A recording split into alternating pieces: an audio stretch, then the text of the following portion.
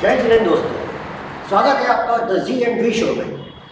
मैं हूं आपका होस्ट वीरेंद्र जैन। आज आप और हम लेकर आए हैं एक नए सफ़र की शुरुआत के लिए। इस सफ़र में थोड़ा सा फनी भी हो सकता है, थोड़ा सा डीप भी हो सकता है। ये पोस्ट कार्ड उन सभी लोगों के लिए जो अपने जीवन में कुछ अच्छा करना चाहते हैं, कुछ अच्छा देखना चाहते हैं। तो आइए चलते हैं एक नए सफ़र के लिए। हमारी टीम के क्रिएटिव डायरेक्टर मिस्टर गर्वित जैन जो आप सभी का स्वागत करना चाहते हैं। धन्यवाद।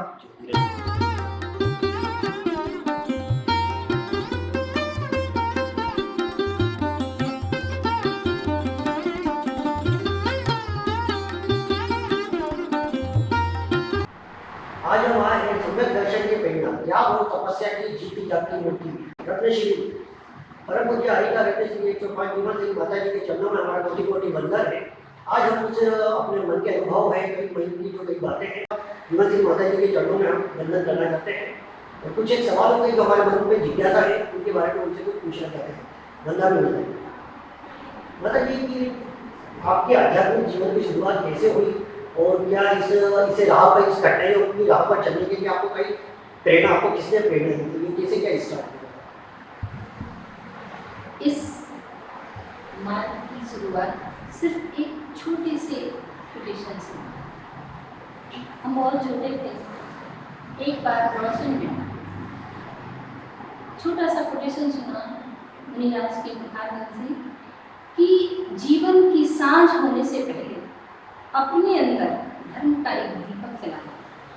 बस इस कोटेशन ने हमें वो प्रेरणा दी जो हमें इस मार्ग पर ले और छोटे छोटे नियम संगतियाँ भी ये तो मिलते ही रहती हैं, पर जीवन की सांझ यानी कि जीवन का कोई भरोसा नहीं है कब हमारे जीवन का अंत हो जाए। इसलिए हमें अपने जीवन को धर्म मार्ग में लगा लेना चाहिए। बस यहीं से इस मार्ग की शुरुआत। अच्छा जी माता जी, आपके जीवन में गुरु का क्या महत्व रहा और कैसे आपने क्या सोचा कि जिस उम्र में बच्चे हो छोटी सी उम्र में अपने घर को त्याग करने में बड़े भारी रूप से सोचते हैं कि कैसे हम इसको त्याग करें, उस उम्र में आज आपने एक बहुत बड़े पद पे चलने का निर्णय लिया? जैसे कि पानी को ऊपर चढ़ाने में यंत्र की आवश्यकता होती है, गाड़ी को चलाने में डीजल और पेट्रोल की आवश्यकता होती है, वैसे ही इस जीवन को आध्यात्मिक रूप देने में और इस मोक्ष मार्ग में चलाने के लिए गुरु की आवश्यकता होती है। जी माता जी, आपके अनुसार अगर देखा जाए तो सच्चे साधक की क्या पहचान होती है और वो कैसे अपने ध्यान और साधना की ओर जाए और सभी अपना पूर्ण जीवन उधर की तरफ थोड़ा सा लगाए? एक सच्चे साधक की पहचान है कम खाना, कम बोलना, कम सोना। जी, कम खाना, कम बोलना, कम सोना, अधिक अध्ययन करना और उससे भी अधिक ध्यान करना, ये सच्चे साधक की पहचान है। क्योंकि आज की दुनिया में साधना के नाम पर मिलता है तो केवल क्या कहें जिसको कि हम केवल भौतिकता की दुनिया में जा रहे हैं, लेकिन एक सच्चे साधक की पहचान वही है कम खाना, कम बोलना, कम सोना और अधिक प्रभु की भक्ति में रमण करना। जी माता जी, कुछ एक जिज्ञासा और है जो मन के अंदर है। क्या यह मार्ग चुनना आपके लिए बड़ा कठिनाइयों वाला रहा होगा?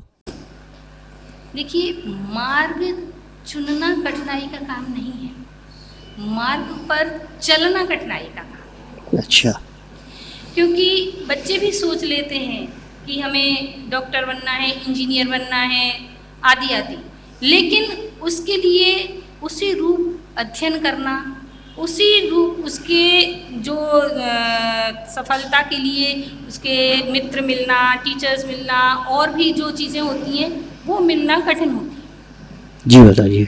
और इस मार्ग पर चलने के लिए सबसे ज़्यादा हमारे परिवार के जो संस्कार होते हैं वो कार्यकारी होते हैं और गुरु के जो शिक्षा और संस्कार होते हैं वो भी सबसे ज़्यादा अपने जीवन में इसका जो निर्णय देने वाले होते हैं, इसको दिखाने वाले होते हैं कि आपने गुरु से क्या शिक्षा पाई है, कैसे शिक्षा पाई है, वो संस्कार आपकी साधना में दिखाई देते हैं। इसलिए मार्गदर्शक गुरु होते हैं, तो गुरु, सच्चे गुरु मिलना बड़े सौभाग्य की बात है। जी माता जी, ध्यान और साधना के अलावा भी अगर कई बात है जो मन में है, क्या भक्ति और ज्ञान के बीच में भी कोई अंतर है? क्या ये दोनों एक ही होते हैं? भक्ति और ज्ञान दोनों अलग चीज़ है जी। आज के परिवेश में हम ज्ञान कहें तो बहुत सारे लोगों को ज्ञान है, जानकारी है, लेकिन भक्ति, जिसके प्रति हमारी भक्ति है उसके गुणों को आत्मसात करना, उन गुणों को प्राप्त करने का भाव बनाना भक्ति कहलाती है।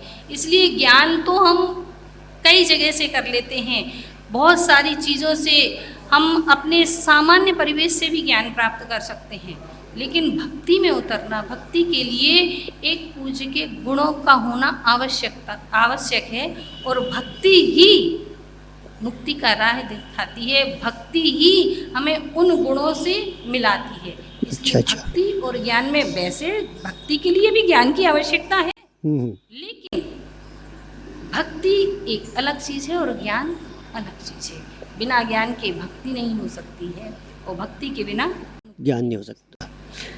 मतलब ये आजकल ये देखा जा रहा है कि कई ग्रस्त जीवन के अंदर भी, कि क्या कोई ग्रस्त जीवन में रहकर भी अपने जो धर्म कर सकता है, पूर्ण रूप से ग्रस्त जीवन में भी कर सकता है त्याग की भावनाओं को? ग्रस्त जीवन से ही धर्म की शुरुआत होती है। भगवान महावीर ने 4 पुरुषार्थ बतलाए: धर्म, अर्थ, काम और मोक्ष।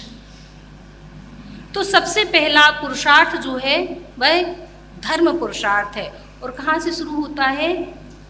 घर से, गृहस्थ अवस्था से शुरू होता है, क्योंकि एक गृहस्थ ही है जो सही धर्म का पालन करते करते और मुक्ति की मार्ग पर चल सकता है। हमने सुना होगा भरत के बारे में, चक्रवर्ती भरत, जो कि 6 खंड के अधिपति थे।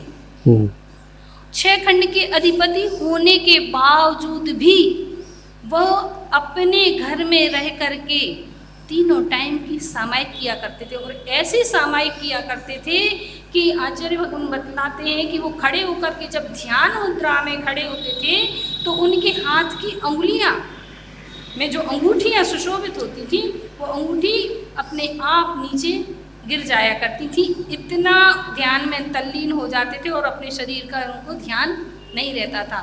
तभी इसीलिए जिस समय भगवान भरत ने दीक्षा को धारण किया तो अंतर मुहूर्त में केवल ज्ञान की प्राप्ति हो गई। उन्होंने गृहस्थ अवस्था से ही धर्म का पालन किया, और जैसे ही दीक्षा को धारण किया तो धर्म के स्वरूप को प्राप्त किया। अच्छा जी माता जी, आजकल ये एक बात और देखी जा रही है कि समाज के अंदर ये जो लेडीसें रहती है, जो जीन्स में और सलवार सूट में आ रही है, तो क्या ये उचित है कि साड़ी ज़्यादा जो एक पारंपरिक अपने समाज का जो है हिस्सा, वो सही रहता है? देखिए,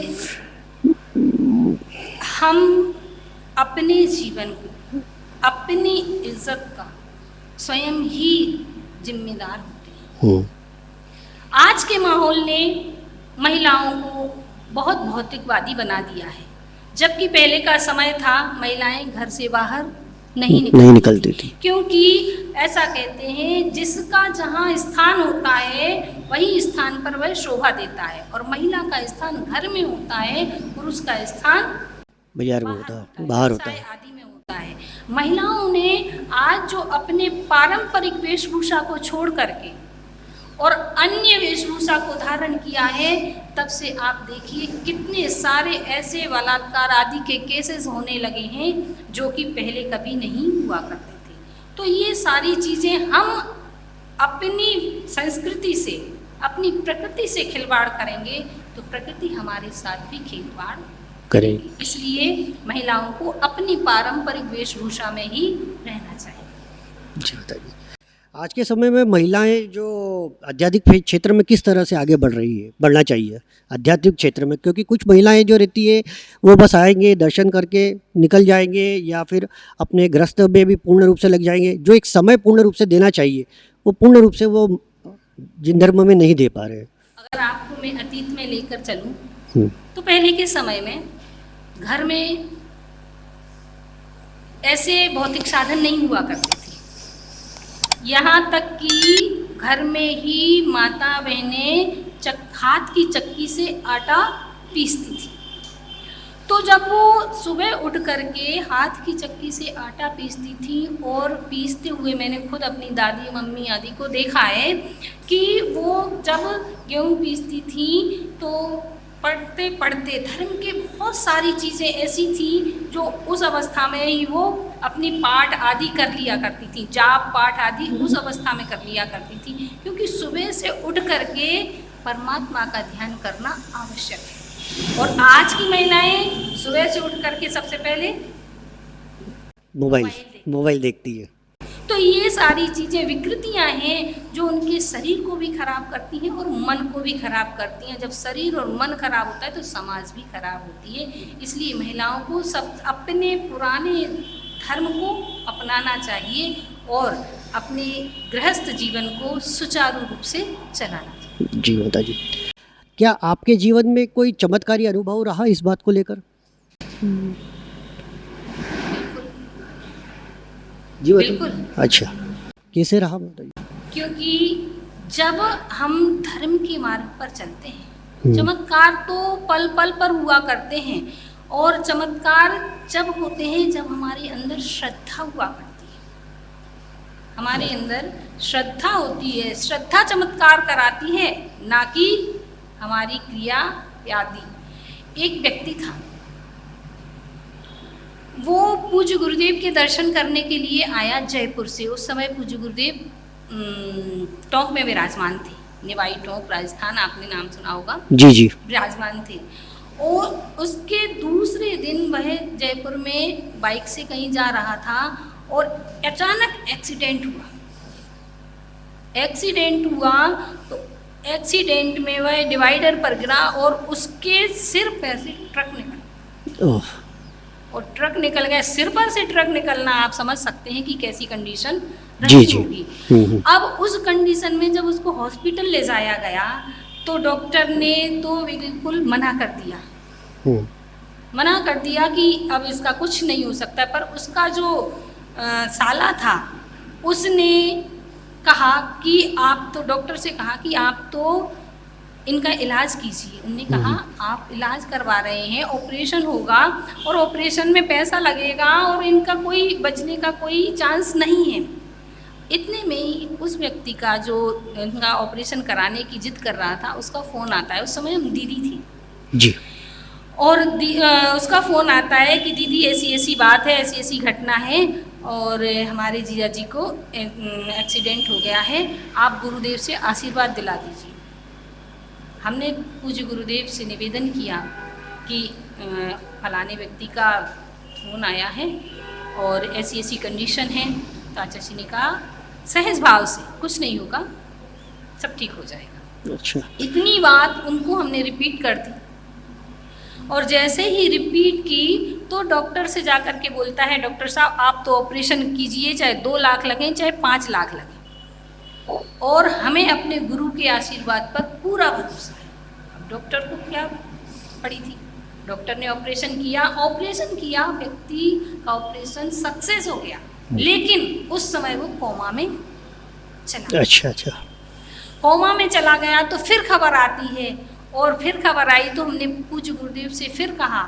पूज्य गुरुदेव ने एक छोटा सा मंत्र दिया कि ये मंत्र उनके कान में सुना दीजिए। अच्छा।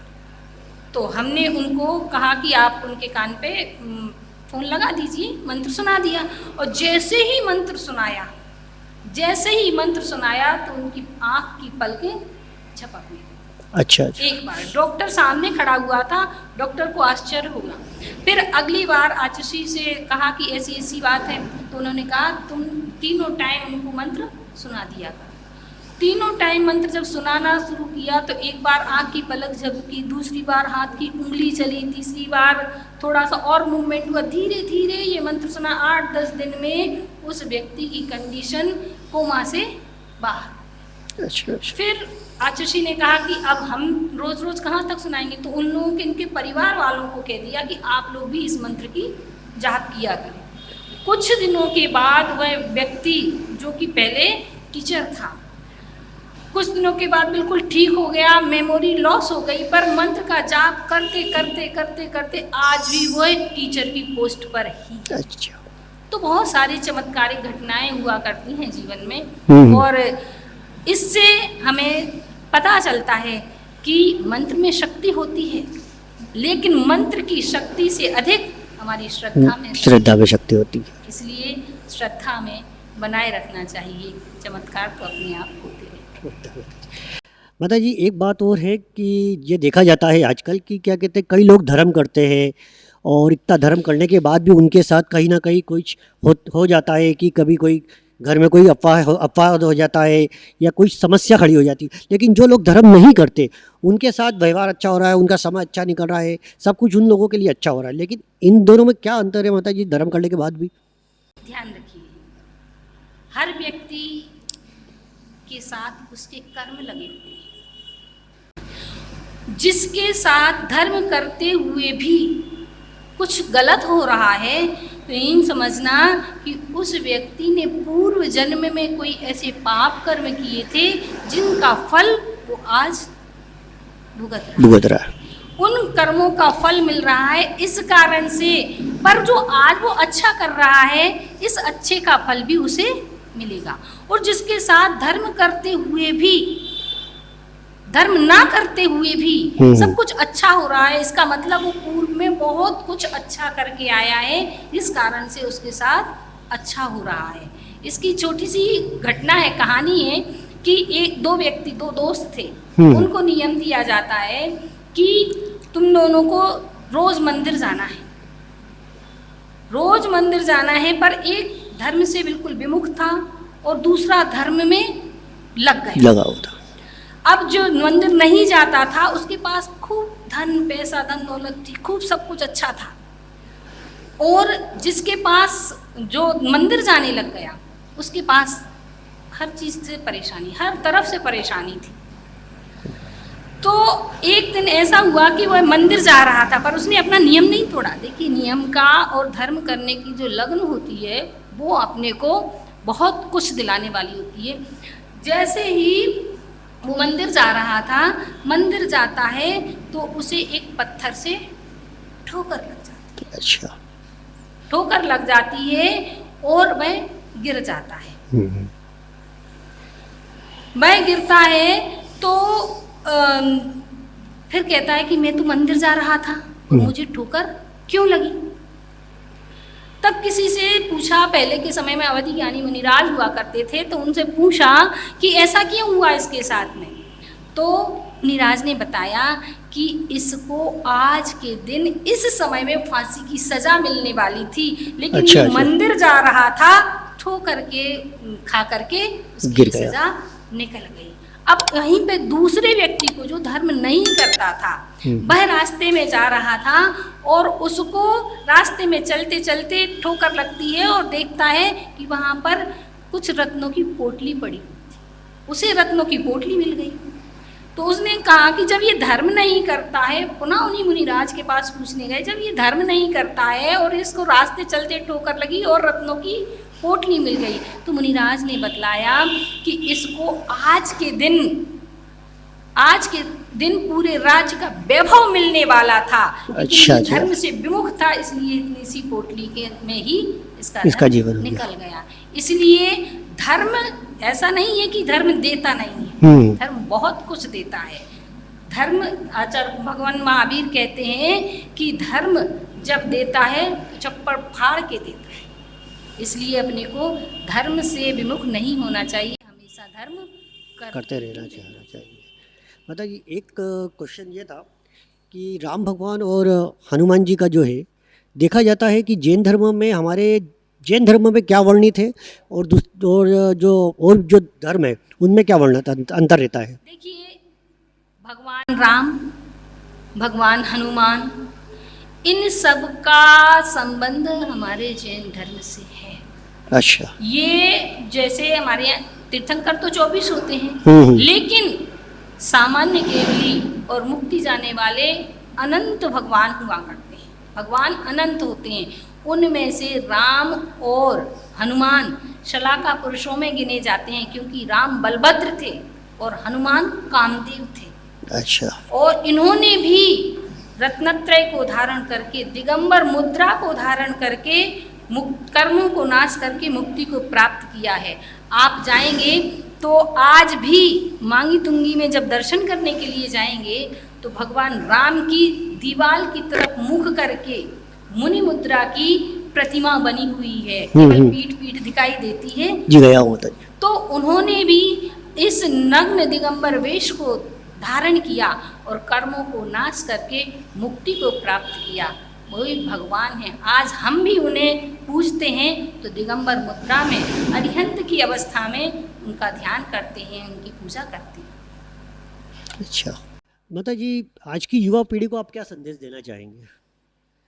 आज की युवा पीढ़ी को यही संदेश देना है कि वह मानसिक तनाव से दूर रहे और अपने कार्य की दिशा को निर्धारित करें, क्योंकि कार्य तो बहुत सारे लोग करते हैं, लेकिन अगर दिशा सही नहीं होती है तो वो सही लक्ष्य पर, सही गंतव्य पर नहीं पहुंच पाते हैं। जैसे कि अपन देखते हैं, कार्य तो एक दीमक भी करती है, दिन रात कार्य करती है, दीमक दिन रात कार्य करती है, लेकिन उसका दिन रात का कार्य निर्माण नहीं, अच्छा, निर्माण का काम नहीं करता है। उसका दिन रात का कार्य केवल विनाश का काम करता है।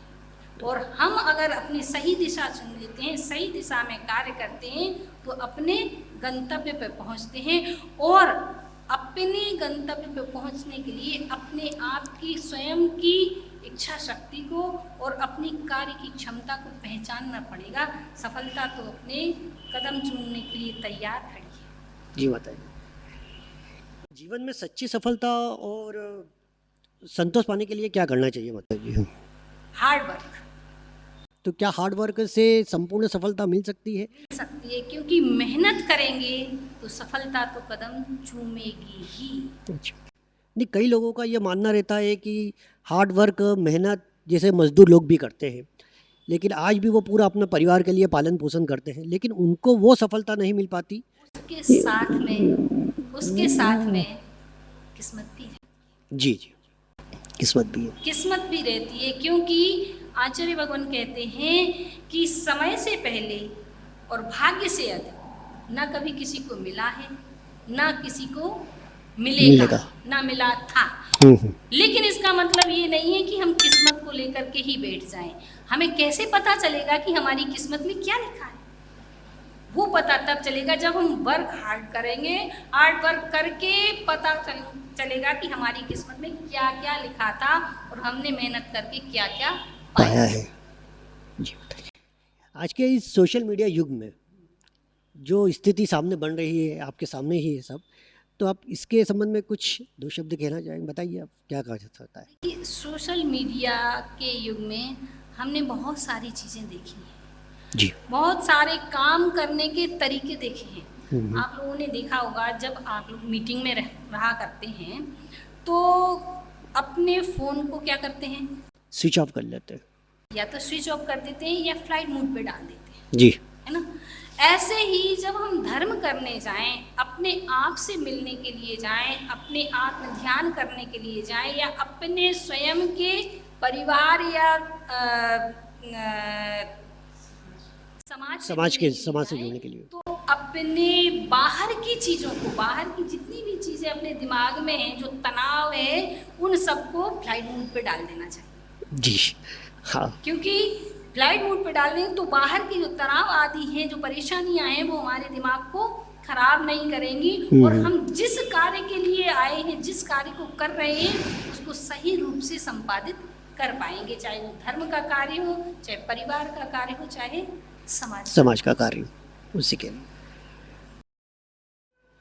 माता जी, एक क्वेश्चन ये था, मन में एक जो जिज्ञासा चल रही है, क्या आप ऐसा कोई मंत्र बता सकती है आज की समाज को, आज के जो जनरेशन के लोगों को, कि जिससे वो रोजाना करें, उनको लाभ प्राप्त हो सके? सबसे बड़ा मंत्र स्वयं के लाभ के लिए सेल्फ हीलिंग है।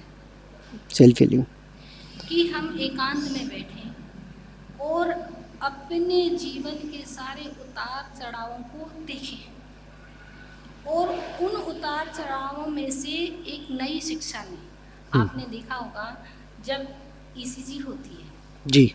ना, तो उसमें जो लाइफ लाइन चलती है तो उसमें उतार चढ़ाव हुआ करते हैं। और उतार चढ़ाव का मतलब है कि आपका जीवन सही चल रहा है। उतार आने से हमें घबराना नहीं है और चढ़ाव आने पर एकदम इतना फूलना नहीं है कि कहीं हम गिर ना जाएं।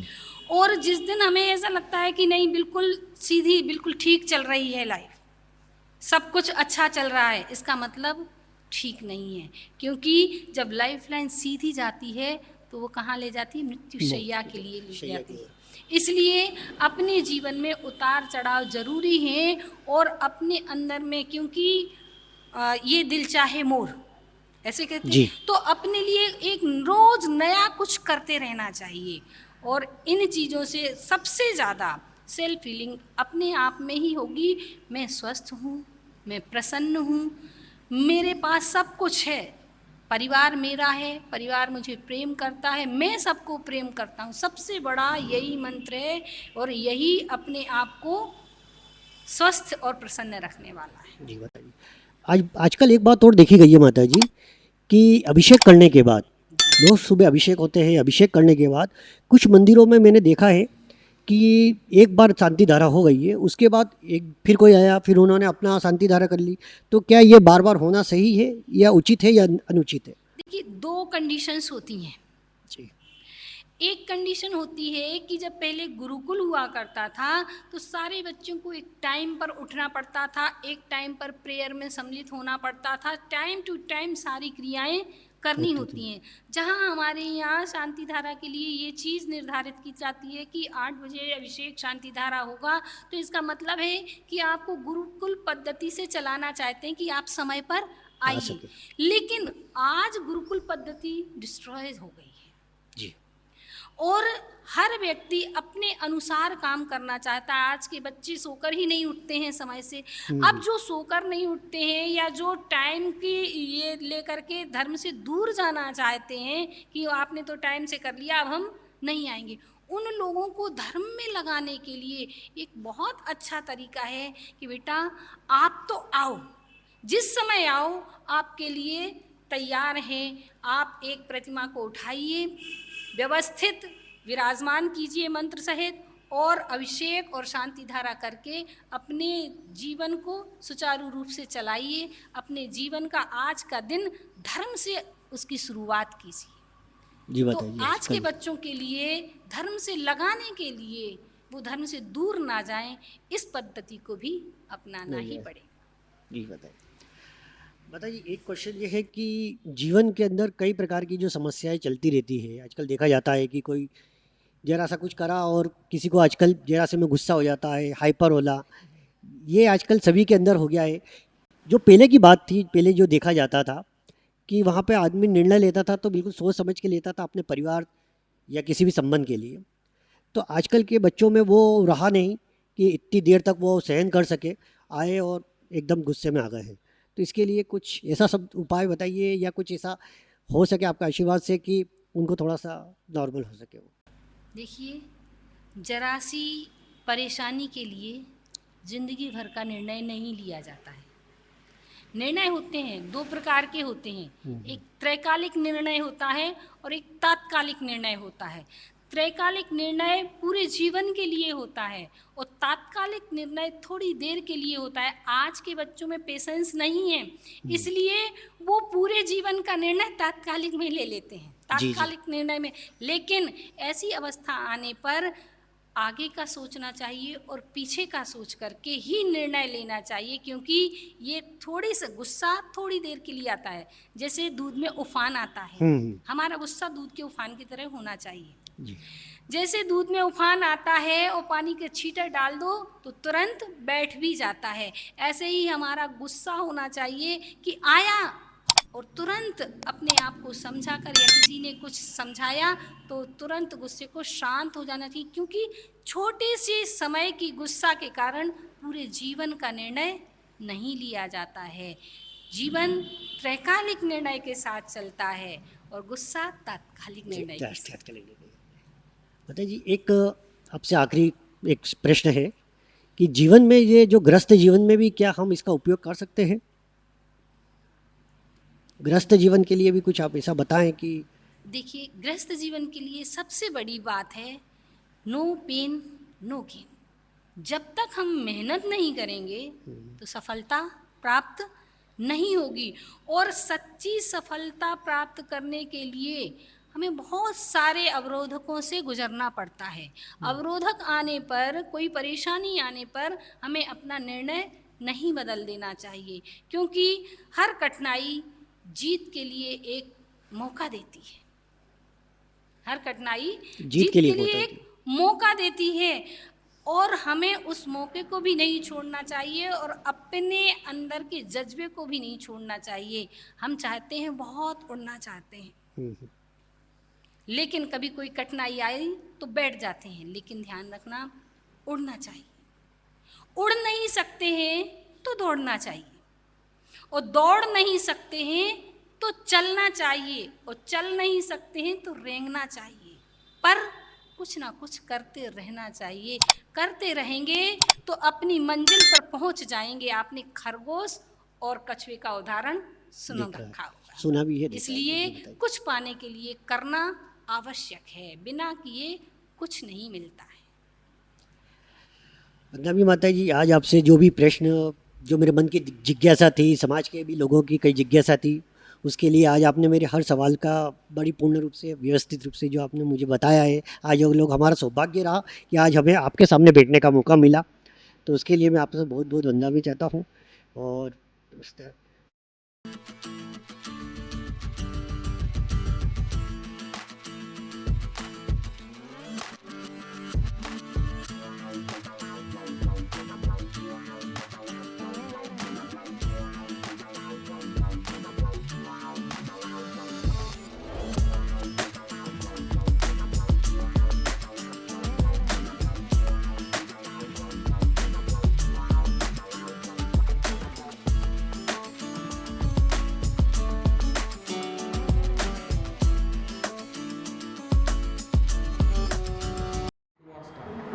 तो दोस्तों, आपको कैसा लगा हमारा ये शो? अब आप सोचेंगे कि कितनी जल्दी ख़त्म हो गया है, कितनी जल्दी एंड हो गया है, लेकिन ऐसा नहीं है।